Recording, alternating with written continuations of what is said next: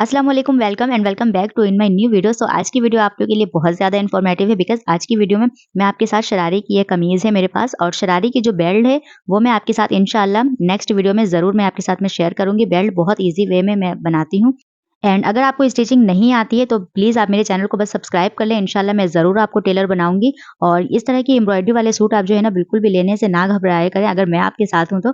और अब जो है यहाँ देखिए ये जो आस्तीन है ना इसमें जो है अस्तर नहीं थी, तो मैंने क्या करना है इसमें जो है अस्तर अटैच करनी है और इसकी जो ये जो शोल्डर है ना ये बहुत ज़्यादा है, तो इसकी जो है शोल्डर मैं यहाँ से कम करूँगी। और मेरी तमाम स्टिचिंग जो है मैं नाप से कटिंग यानी स्टिचिंग करती हूँ, तो बहुत ज़्यादा ईज़ी वे में आप हर साइज़ की जो है सिलाई कर सकती हैं। और बस चैनल को आपने लाज़मी सब्सक्राइब कर लेना है और अगर मेरी वीडियो अच्छी लगी तो प्लीज़ वीडियो को लाइक लाज़मी करें एंड शेयर लाज़मी कर दिया करें। आपकी एक शेयर मेरे लिए बहुत हेल्पफुल हो सकती है।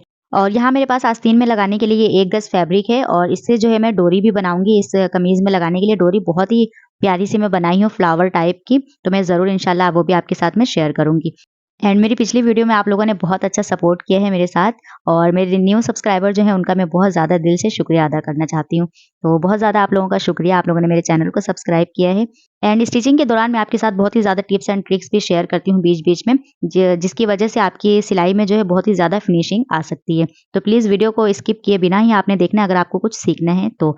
और अब जो है यहाँ ये देखिए मैं जो चॉक से ये जो निशान लगाऊँगी ना, ये चॉक मैं इसलिए लगा रही हूँ, यहाँ से मैं क्लिपर से कट करूँगी और जस्ट इतना सा पीस ये खुलेगा, ठीक है? और जो एक्स्ट्रा स्टिचिंग है वो आपकी कभी भी नहीं खुलेगी। तो यहाँ आपने क्या करना है, ये जो है क्लिपर से आपने यहाँ से कट्स लगाने हैं, इस साइड भी और इसकी जो है पिछली वाली साइड में भी आपने क्लिपर से कट्स लगा लेने हैं। और ये दोनों साइड जो है चॉक से मैं निशान लगाई और दोनों साइडों से इस तरह से आपने कट्स लगा लेने हैं दोनों साइड और इससे क्या होगी आपकी जो एक्स्ट्रा स्टिचिंग है वो कभी भी नहीं खुलेगी। और अब इस तरह जस्ट मुझे इतने से पीस यहाँ से खोलना था और अब इसके बाद जो है मैं यहाँ से आस्तीन भी इसकी खोल कर हटा लूँगी। और इस तरह आस्तीन खोलने के बाद जो है हमने दोनों आस्तीन को इस तरह से खोलकर हटा लेनी है। और अब इस तरह से यहाँ से आपको पीस बिल्कुल बराबर रखकर और इसको जो है फैब्रिक इस तरह से फ़ोल्ड करना है और फ़ोल्ड करने के बाद अगर आपको कटिंग में कपड़ा जो है थोड़ा-सी प्रॉब्लम करे, तो आपने क्या करना है आलपिन लेकर इसको जो है इस तरह से कवर कर लेना है। तो आपकी जो है कटिंग में बिल्कुल भी प्रॉब्लम नहीं होगी इस तरीके से। और आप चाहें तो यहाँ से स्ट्रेट निशान लगाकर और शोल्डर की निशान लगा सकती हैं। अदरवाइज़ ये जो मेरे पास कमीज़ की जो शोल्डर है मैं यहाँ से जस्ट इसके नाप से मैं शोल्डर की निशान लगाई हूँ और इसकी जो मेजरमेंट है वो है 7.5 इंच। और अब यहाँ से स्ट्रेट निशान लगाने के बाद जो है मैं यहाँ से इसकी ये देखें ये 7.5 इंच है और सिलने के बाद जो है 7 इंच आ जाएगी। तो इस तरह से ये आप शोल्डर की निशान इस तरह से लगा सकती हैं और इस तरह से आस्तीन वाली शेप में इस तरह से मैं राउंड शेप इस तरह से निशान लगा ली और फिर इसके बाद जो है मैं इसको कटिंग कर लूँगी। और अभी जब मैं यहाँ कटिंग कर रही थी ना तो मैं यहाँ पे एम्ब्रॉयडरी वगैरह बनी हुई है और पल्स वगैरह था, तो यहाँ पे एक-एक करके जो है ना मैं इस तरह से कटिंग करी। तो साथ में नहीं कटिंग हो रही थी तो आप इस तरह से भी ये ट्रिक भी आप यूज़ कर सकती हैं। और अब यहाँ कमीज़ के फ्रंट वाले पैनल की जो है 1/2 इंच एक्स्ट्रा कटिंग होती है यहाँ से, तो मैं यहाँ पे जस्ट जो है फ्रंट वाले पैनल की ही इस तरह से मैं यहाँ से 1/2 इंच इस तरह से मैं कटिंग कर ली। और ये कटिंग बिल्कुल मेन है और ये आप हमेशा लाज़मी किया करें, ठीक है? और अब यहाँ पे आस्तीन खोलकर हटाने के बाद जो है ना फैब्रिक जो है ज़रा ऊपर-नीचे इस तरह से थी और मैं इसको जो है इस तरह से बिल्कुल क्लीन तरीके से मैं इसको बराबर कर ली। और अब इसके बाद जो है यहाँ पे मैंने इसकी नॉट्स भी लगा दी सेंटर में।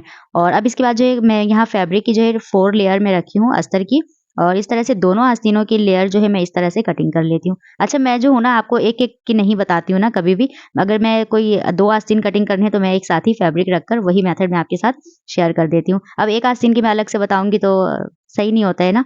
और इसके बाद जो है मैं आपको दोनों आस्तीनों की एक साथ ही मैं यहाँ से कटिंग कर लेती हूँ। तो जिस तरह से मैं कटिंग करती हूँ सेम एज़ इट इज़ वही मेथड मैं आपके साथ हमेशा शेयर करती हूँ इस तरह से। और अब यहाँ दोनों आस्तीनों की अस्तर जो है वो कटिंग हो गई। और अब यहाँ मुझे आस्तीन की जो है पूरी स्टिचिंग मुझे खोलनी पड़ी साइडों से और कम स्टिचिंग खुली हुई थी तो अस्तर नहीं बैठ रहा था इस तरीके से, ठीक है? तो मैंने इसकी पूरी स्टिचिंग इस तरह से खोल ली और अब इसके बाद मैंने इस तरह से इसको रखना है।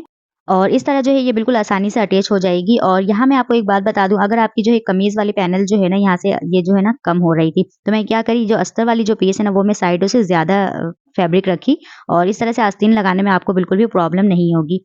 और क्योंकि ये रेडीमेड वगैरह में सिली हुई थी और ये जो है ना ज़रा ये कम थी वाली फैब्रिक, ठीक है, आस्तीन की। तो मैंने इस तरह से इसकी अस्तर जो है बढ़ाकर और इस तरह से मैंने इसको कवर किया, ठीक है। और अब यहाँ पे अस्तर लगाने के लिए जो है ना मेन पॉइंट जो है यहाँ पे आपने बिल्कुल सेंटर से सबसे पहले इसको मिलाकर आलपिन लगा लेनी है और उसके बाद आपने साइडों से यहाँ से और जो एक्स्ट्रा पीस जो साइड से निकली हुई है ना, इसकी आपने बिल्कुल भी टेंशन नहीं लेनी। और ये पीस अगर अंदर की तरफ रह जाएगी तो वो अस्तर में फिनिशिंग नहीं आएगी। और इस तरीके से जो है आपको एक्स्ट्रा पीस जो है यहाँ से ज़रा से भी अगर एक्स्ट्रा पीस हो, आपने इसको जो है कटिंग कर लेनी है। और ये ज़रा-ज़रा सा पीस जो है ना, ये आपकी सिलाई में बहुत फिनिशिंग ऐड कर सकती हैं। और अब यहाँ अस्तर की सिलाई लगाने के बाद आस्तीन हमारी दोनों जो है कंप्लीट हो गई। और अब इसके बाद यहाँ देखिए, यहाँ जो है ना, ये शोल्डर वाली जो लाइन थी, ये बिल्कुल स्ट्रेट लाइन दी थी इन्होंने। और मैंने क्या किया, यहाँ से 1/2 इंच सिलाई लगाकर इसकी जो है एक शेव बना दी इस तरीके से। और अब ये शोल्डर जो है उठी-उठी नहीं रहेगी और ये बिल्कुल परफेक्ट इस तरीके से बन जाएगी। और यहाँ नहीं लगी हुई है, अभी मैं इसको भी यहाँ से इस तरीके से मैं इसको सिलाई लगाकर कंप्लीट कर ली इस तरीके से। और अब इस तरह सिलाई लगाने के बाद शोल्डर की जो फिनिशिंग है वो बिल्कुल परफेक्ट बन गई। और अब इस तरह से आस्तीन की जो मैं यहाँ से कटिंग करी हूँ, और अब इसे आस्तीन लगाने के लिए सबसे पहले इसको जो है सिलाई से हमें कवर करना है। तो अब मैं यहाँ पे सबसे पहले इसकी सिलाई लगाकर इस तरह से मैं कंप्लीट कर लूँगी। और अब यहाँ मेन पॉइंट है समझने वाली, ये जो फ्रंट वाली जो पैनल है, यहाँ आपने शोल्डर की जो जॉइंट है वो आपने फ्रंट वाले पैनल में ही रखनी है। आपने इसको बैक साइड नहीं रखना, आपने इसको जो है फ्रंट वाले पैनल के साथ इस जॉइंट को जो है इस साइड रखना है, गिराकर इस साइड, ये देखें इस साइड रखना है, ठीक है। और इससे क्या होता है, कमीज जो है ना वो बिल्कुल भी पीछे की तरफ नहीं जाती है। और इससे पिछली वीडियो में कॉलर लगाने के टाइम भी मैं आपको ऐसी ही छोटी-छोटी सी टिप्स एंड ट्रिक्स आपके साथ में शेयर करी, जिनसे आपकी स्टिचिंग में बहुत ज़्यादा फिनिशिंग आ सकती है। और ये छोटी-छोटी सी टिप्स एंड ट्रिक्स आप ज़रूर फॉलो किया करें, इनसे आपकी स्टिचिंग में बहुत ज़्यादा फिनिशिंग आ सकती है। तो अब यहाँ पे जो भी स्टोन वगैरह है, इसको मैं सबसे पहले इस तरह से हटा लूँगी। और इसको बहुत मेन है हटाना है, अदरवाइज़ आपकी नीडल जो है वो टूट जाती है। और अब इस तरह इसे कंप्लीट करने के बाद अब जो आस्तीन में जो आपकी जो बॉर्डर वगैरह बनी हुई है, यहाँ से आपने 1-2 टाँके से आपने इसको कवर करना है। इससे क्या होगा, अस्तर जो है ना वो ऊपर की तरफ नहीं जाती है और इसकी जो है फिनिशिंग भी हो जाती है। और एक तो फिटिंग लगाने टाइम जो है ना आपके अस्तर बिल्कुल भी डिस्टर्ब नहीं करती। तो मैंने क्या करना है, इस तरह से मैं जो है ना इसको आलपिन लगाने के बाद इसको जो है एम्ब्रॉयडरी के ऊपर ही मैंने 1-2 टाँके से इसको जो है कवर करी। और ये सिलाई लगाने के बाद जो है नज़र भी नहीं आती और बहुत ज़्यादा पता भी नहीं लगती। बस इससे ये होता है, अस्तर जो है ना आपके ऊपर की तरफ नहीं जाएगी कभी भी।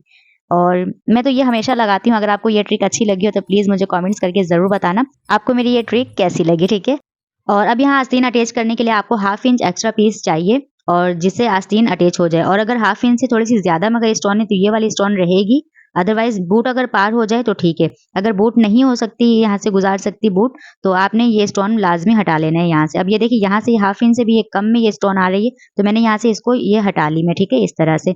और अब इस तरह से जो है आस्तीन अटैच लगाने में एक तो बहुत ज़्यादा आसानी हो जाएगी और आपकी निडल भी नहीं टूटेगी। और इससे जो है निडल टूटने से एक तो टाइम भी वेस्ट हो जाती है, और सबसे बड़ी बात जो है ना, मशीन की जो है वो सेटिंग भी आउट हो जाती है। तो मुझसे तो यही होती है, निडल जो है मैं लगा देती हूँ तो मुझे प्रॉब्लम ही हो रही होती है, निडल की धागा ही बार-बार टूट रही होती है। तो मैं क्या करती हूँ, मैं पहले ही स्टोन वगैरह जो है मैं अच्छी तरह से हटा लेती हूँ, और एक सिंपल वे फैब्रिक की तरह मैं इसको आस्तीन अटैच कर लेती हूँ इस तरीके से। और बहुत ही ईज़ी वे में फिर स्टिचिंग भी हो जाती है और आपकी निडल भी नहीं टूटती इस तरीके से। एंड मैं हमेशा जो है सेंटर से आस्तीन लगाना स्टार्ट करती हूँ, और दूसरे साइड की जो है सेंटर से दोबारा स्टिचिंग यहाँ से स्टार्ट करके, और इस तरह से मैं इसकी दूसरी साइड की भी इस तरह से कंप्लीट कर लेती हूँ। इस तरह से ये आस्तीन बिल्कुल बराबर अटैच हो जाती है।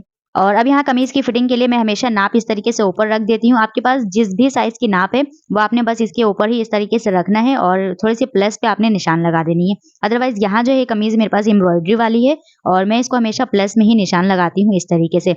और अब ये शरारे की कमीज यहाँ से फ्रॉक टाइप है, और फ्रॉक टाइप में यहाँ से आपने बिल्कुल लूज निशान रखनी है, ठीक है। और इसके बाद आस्तीन की निशान तो बहुत ही आसानी से लग जाती है। बस आपने आस्तीन को जो है ऊपर साइड से यहाँ से बिल्कुल बराबर रखना है, और अपनी अपनी अकॉर्डिंग जिस भी साइज की आपको आस्तीन रखनी हो, इसी तरीके से आपने निशान लगाकर इसको सिलाई लगा लेनी है इस तरीके से। और अब यहाँ आस्तीन की सिलाई लगाने से पहले सबसे पहले आपने स्टोन पे खास ख्याल रखना है, अदरवाइज आपकी निडल टूट जाएगी। और इसके बाद जो है यहाँ से आप देखिए, ये जो चौक की जो फिटिंग वाली जो निशान है ना, यहाँ से आपने हाथ को इस तरीके से प्रेस करना है, और प्रेस करने के बाद आपको ये फील होगा, आपको यहाँ पे जो है ना स्टोन है, आपने यहाँ से स्टोन जो है यहाँ से हटा लेनी है इस तरीके से। और फिर इसके बाद आगे चलना है इस तरीके से, जहाँ-जहाँ आपकी फिटिंग वाली जो सिलाई जाएगी, जो चौक की निशान है, इसी के अकॉर्डिंग आपने तमाम स्टोन जो है हटा लेना है इस तरीके से। ये देखिए, अब यहाँ भी स्टोन है, ये भी मैं हटा लूँगी इस तरीके से। और अब इस तरीके से हैंड की मदद से आपने इसको प्रेस करना है, इस तरीके से आपको मालूम हो जाएगी यहाँ पे स्टोन है। और इसके बाद जो है यहाँ से जहाँ भी आपकी स्टोन आई, वहाँ से आपने स्टोन इस तरीके से हटा लेना है, और ये मैं कितने सारे स्टोन में इस तरीके से जमा कर ली है, देखें। और अब इसके बाद जो है, अब ये जो है ना, ये स्टोन हटाने के बाद जो है सिलाई बहुत ज़्यादा आसानी से लग जाएगी। तो बिल्कुल आप इस तरह की स्टिचिंग आप स्टिचिंग के लिए लिया करें, और इस तरह की जब आप स्टिचिंग आप जब हैंडल करेंगी तो आपको खुद फ़ील होगा, आप हर तरह की जो स्टिचिंग आप कर सकती हैं। तो मैं हमेशा बाहर की स्टिचिंग इसी तरीके से मैं लेती हूँ, और हमेशा मैं हैंडल करने की कोशिश भी करती हूँ, और इंशाल्लाह आपको ज़रूर इंशाल्लाह अच्छे से मैं गाइड करूँगी। आप भी ज़रूर इंशाल्लाह इस तरह की स्टिचिंग आप कर लेंगी। और अब यहाँ आस्तीन लगाने के टाइम ये जो आस्तीन वाली जो जॉइंट है ये आपने आस्तीन की ही तरफ रखनी है, ठीक है। इसे आप कमीज के पैनल में नहीं आने देंगी ये जॉइंट, इससे जो है फिनिशिंग में बहुत इफेक्ट होती है, ठीक है। और ये सारी जॉइंट जो है आस्तीन ही की साइड रहेगी, नीचे वाली आस्तीन की जॉइंट भी और ऊपर साइड से भी जॉइंट होगी, वो सब आस्तीन वाले पैनल में जाएगी। और इस तरीके से बिल्कुल स्टोन वगैरह हटाने के बाद मुझे ये फील हो रहा था मैं कोई ऐसी ही सिंपल वे में कोई फैब्रिक सिलाई कर रही हूँ, और इस तरीके से बहुत ही ईजी वे में इसकी फिटिंग इस तरीके से लग गई। और अब इस तरह से इसकी स्टिचिंग बिल्कुल ही कंप्लीट हो गई और ये बहुत ही प्यारी लग रही थी बनने के बाद। और ये जो मैं फ्लावर बनाई हूँ इसकी ये जो डोरी और ये मेथड मैं आपके साथ ज़रूर मैं शेयर करूँगी, कुछ ही दिनों में शेयर कर दूँगी। और अब ये बहुत ही प्यारी लग रही थी बनने के बाद। एंड सिलाई से रिलेटेड अगर आपको कुछ भी पूछना है तो प्लीज़ मुझे कमेंट्स करें, इंशाल्लाह वीडियोस बनाकर अपलोड करूँगी। और मेरी आज की वीडियो कैसी लगी आपने मुझे कमेंट्स करके ज़रूर बताना है। एंड चैनल पर नहीं हो तो प्लीज़ आपने सब्सक्राइब किए बिना बिल्कुल भी नहीं जाना, चैनल को लाइक करें, शेयर करें, सब्सक्राइब करें। एंड मेरी वीडियो अपनी फ्रेंड्स एंड फैमिली में शेयर लाज़मी कर दिया करें, आपकी एक शेयर मेरे लिए बहुत हेल्पफुल हो सकती है। अपना बहुत सारा ख्याल रखें, अल्लाह हाफ़िज़।